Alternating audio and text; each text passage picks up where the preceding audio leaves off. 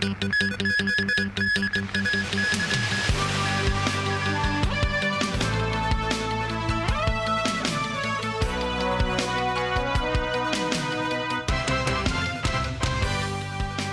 evening and welcome to TVB News.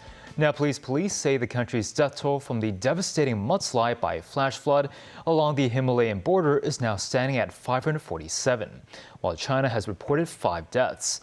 Warning residents to stay away from swollen rivers, authorities have resumed rescue operations on the China side as the dammed lake risk was deemed manageable. Danny Zhou has the story. Authorities have issued a fresh alert on Friday of a dammed lake newly formed by the landslide that began to overflow, prompting concerns of further flooding. State broadcaster CCTV reported the lake that held about 2 million cubic meters of water was at an elevation of 2,950 meters, roughly 1,000 meters above the Jurong port, which has been swamped by mud and floodwater. All Chinese rescue personnel and vehicles were urged to withdraw in order to stand by in a safe zone, but the operations later resumed. Downstream in Nepal's Rasuwa district on the border with Xizang, villagers were seen running up hills to escape the surges. Local officials received warning that the glacier lake had broken its bank and temporarily halted rescue operations, but now they were continuing with high alert.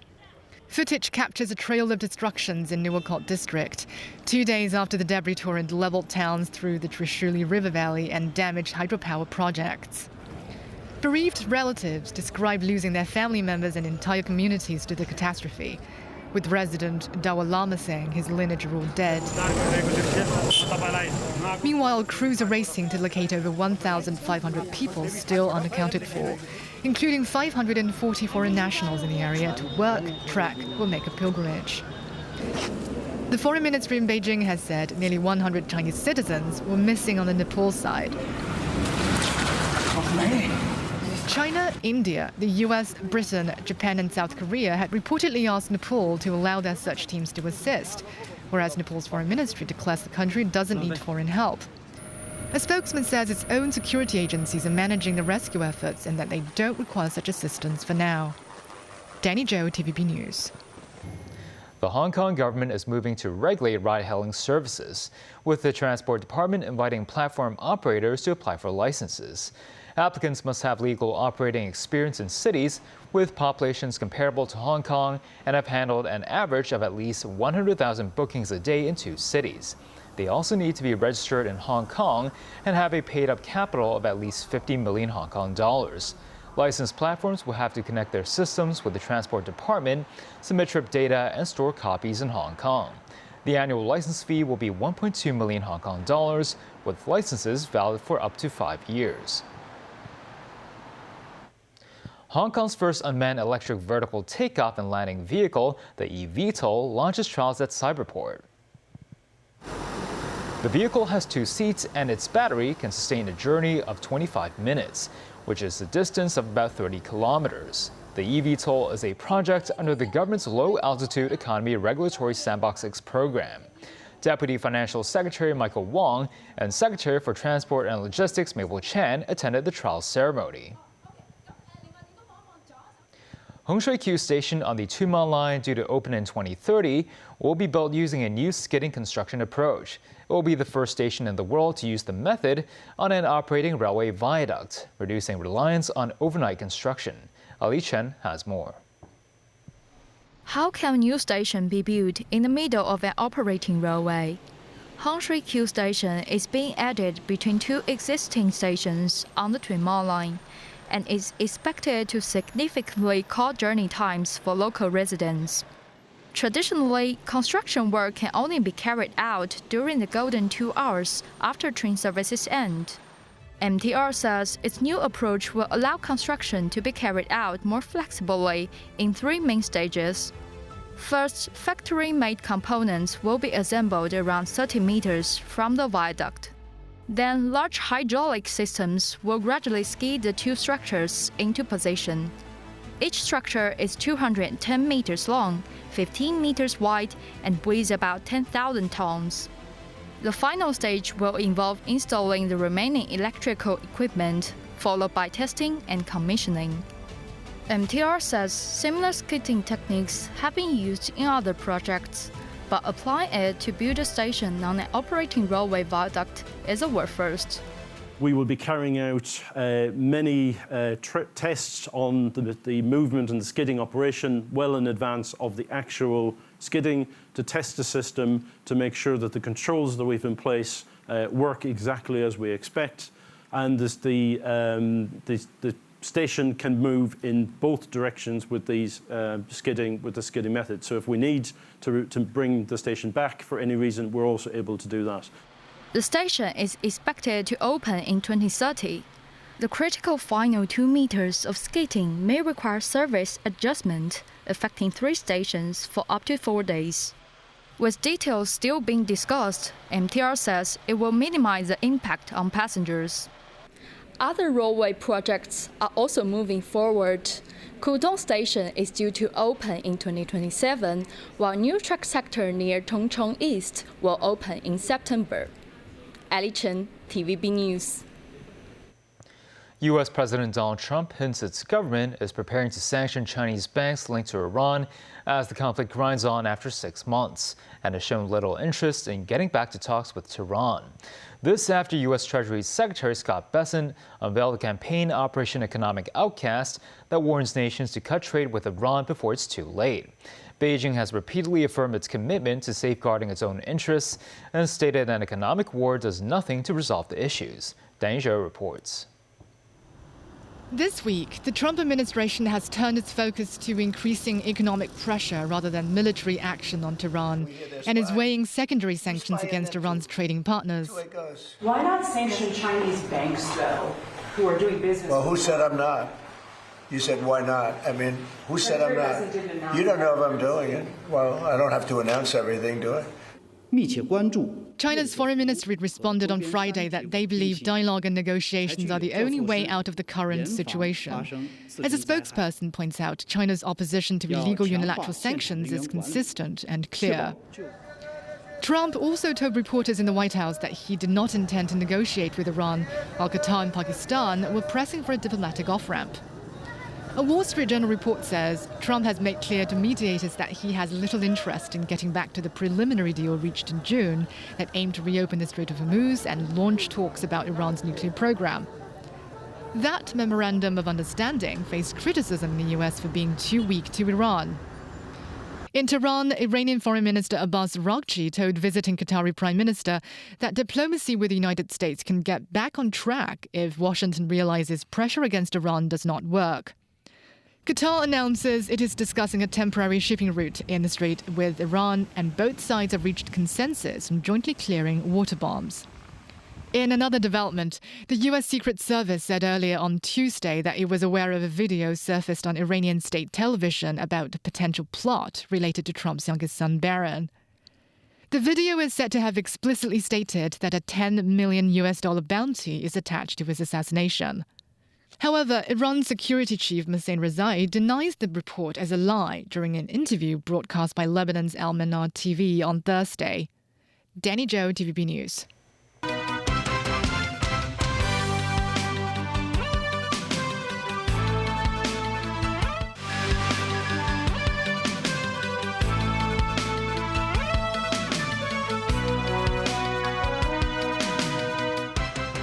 Welcome back. After making landfall twice along the coast of East China's Zhejiang province in the morning, Typhoon Sato weakened into a severe tropical storm. Elena Wang reports. At around 8 a.m., Typhoon Sato made first landfall in Yuhuan, a city under the jurisdiction of Taizhou City, Zhejiang, with maximum winds reaching force 12, bringing strong winds and heavy rain, and kicking up waves several meters high. About an hour later, Sato made a second landfall in the Longwan area of Wenzhou, Zhejiang. In Dongtou District, Wenzhou, rainwater gushed down the steps. In a town in Ningbo, Zhejiang, glass panels have been shattered with debris scattered across the pavement. Roadside vegetation like some reinforced trees have been uprooted. The coastal highway in Zhejiang faced multiple adverse weather factors including strong winds, heavy rain, and storm surge, and control measures have been implemented on high-risk sections. Some high-speed rail lines in the area were also suspended. Preparations had been made in advance. Many coastal households have installed steel reinforced roofs and wooden storm shutters to protect their properties. Coinciding with the astronomical spring tide, expert warns the combined effect of wind, waves, and tides would pose flooding risks. Soda was the third storm to hit the same part of Zhejiang in less than 2 months, something that's considered incredibly rare. The meteorological department forecast after Soda moves inland, the rain and wind will affect a wide area and last for a long time, with heavy rainfall expected in several southern China provinces. Alina Wang, TVB News. U.S. White House Press Secretary Caroline Leavitt bid farewell to reporters in her capacity as President Donald Trump's spokesperson for the last time. The 29-year-old became the youngest person to hold the role when she joined Trump's staff in January of 2025. She said she wants to spend more time with her family after just returning from maternity leave. I'll miss you guys. I know that's probably not something anyone would expect me to say, but obviously it's been great working with all of you. And I think people don't realize about this job. The briefings and what I just did on TV is 10%. 90% of it is taking all of your calls at 5 in the morning and 11 p.m. at night. And I won't really miss that, but I will miss working with you guys every day. So thanks for being colleagues. And I know the president will continue to take your calls and provide you with statements every day until he assumes a replacement for the role. So just thanks for being partners here at the White House, and good luck. King Harald V of Norway has died aged 89, and his son becomes King Haakon VIII. The Norwegian royal family has announced that King Harald V passed away at 6:35 a.m. local time on Friday at a hospital in Norway's capital, Oslo. He had previously been hospitalized due to a blood-borne bacterial infection and was undergoing antibiotic treatment. His son, Crown Prince Haakon, immediately ascended to the throne, becoming King Haakon VIII. Born in 1937, Harald V was a cousin of the late British Queen Elizabeth II. He reigned for over 35 years since ascending the throne in 1991. Following the death of the British Queen, Harald V became the oldest reigning monarch in Europe. In 2018, he paid a visit to China and met with President Xi Jinping, marking a milestone of great significance in the history of China-Norway relations. A Hong Kong court on Friday hears the mitigation submission of the dissolved Hong Kong alliance in support of patriotic democratic movements of China. The court earlier convicted former leaders Lee Chuk-yen and Chow Hang-tong of inciting subversion, while Albert Ho pleaded guilty. Those convicted could face up to 10 years in prison. Most Night reports. The mitigation resumes at the West Kowloon Law Courts. Lee Chuk-yen and Albert Ho's barrister, Eric Shum, presents a few mitigation factors for the three-judge panel to consider.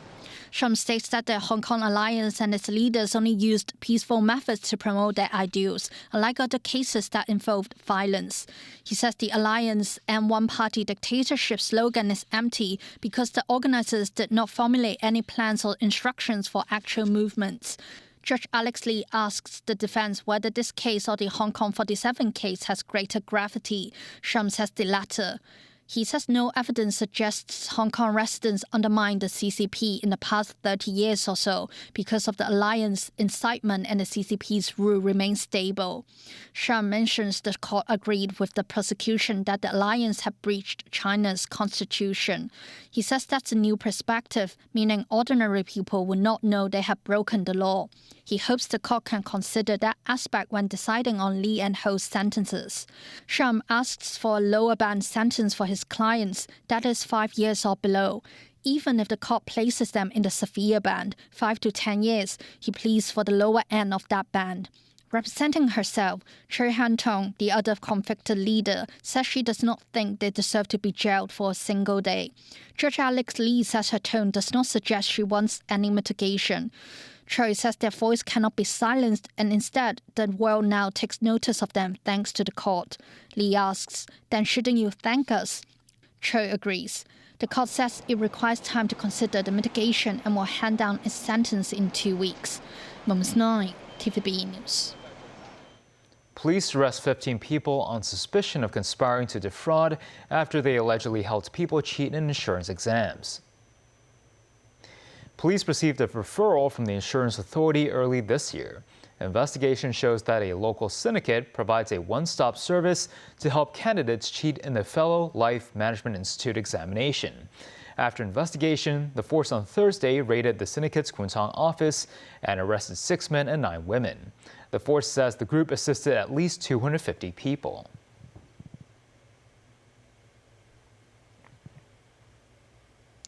Hong Kong astronaut Lai Ka-yin has taken part in the Shenzhou 23 crew's first series of extravehicular activities.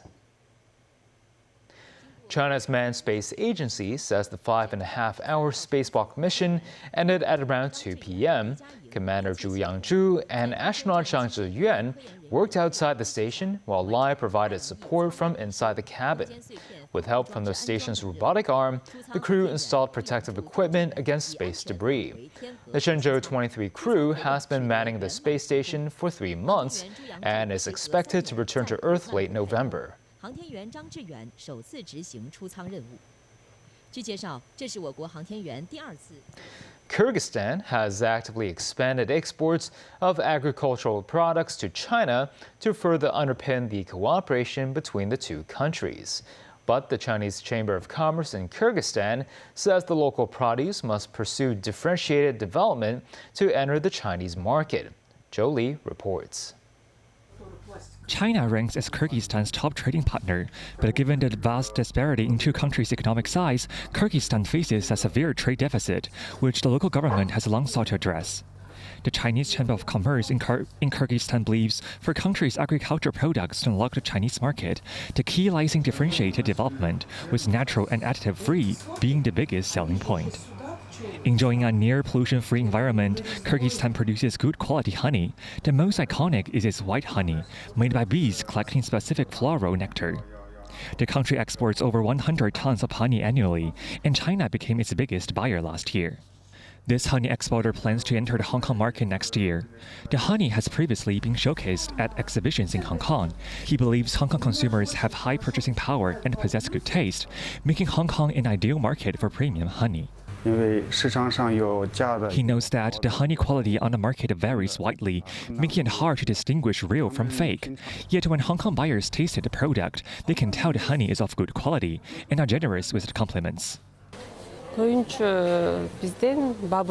This dried fruit merchant says Chinese customers have increased this year, buying peanuts and dried apricots, adding that Kyrgyzstan's dried fruit prices are highly competitive and the Chinese market is very promising. Wang Jiahong, Secretary General of the Chinese Chamber of Commerce in Kyrgyzstan, says Kyrgyzstan's per capita GDP and consumption levels remain low, with a per capita output of just over $2,000. Last year, Kyrgyzstan exported its first batch of 23 tons of dried apricots to China, serving as a stepping stone for local products to enter the Chinese market. The two nations also reached agreements last year on exporting wool and beans to China, as the local government continues its drive to push more enterprises into the Chinese market. Zhou Li, TVB News. And that's the news. Thanks for watching.